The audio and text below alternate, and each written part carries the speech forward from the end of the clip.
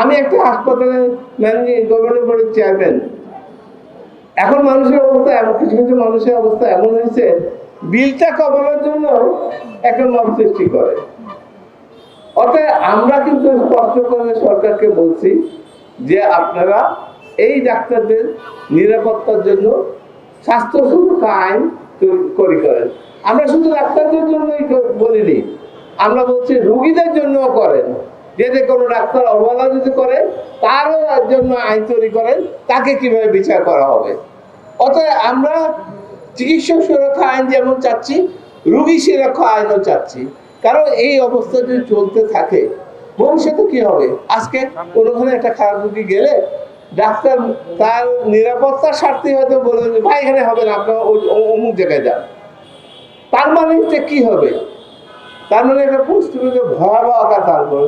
যে চিকিৎসাটা হয়তো বা আপনার সম্ভব ছিল, কিন্তু উনি মবের ভয়, আশেপাশে নিরাপত্তার ভয় সবকিছু চিন্তা করে উনি আর করবে যাবেন না। আমি বর্তমান সরকারকে, স্বরাষ্ট্রমন্ত্রী বলেন, স্বাস্থ্যমন্ত্রী বলেন, প্রধানমন্ত্রী বলেন, অসংখ্য ধন্যবাদ দেব।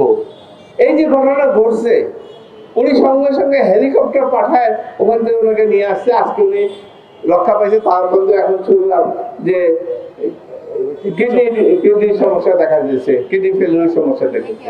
অতএব ওটা করছে। কিছুদিন আগে আমাদের এই কি বলে উপজেলা যে স্বাস্থ্য পরিকল্পনা যে কর্মকর্তাদের সম্মেলনে ওরা অনেকগুলো দাবি তুলছেন। একটা দাবি হচ্ছে চিকিৎসক নিরাপত্তা। তখন সবাই তালি দিচ্ছেন। প্রধানমন্ত্রী জিজ্ঞেস করলেন কি ব্যাপার, আপনারা এটাতে এত তালি দিচ্ছেন কেন? তার মানে কতখানি ভয়াবহ আমাদের নিরাপত্তা ব্যবস্থা, যে সবাই মিলে থাকে। এমন তাৎক্ষণিক সিদ্ধান্ত নিচ্ছেন।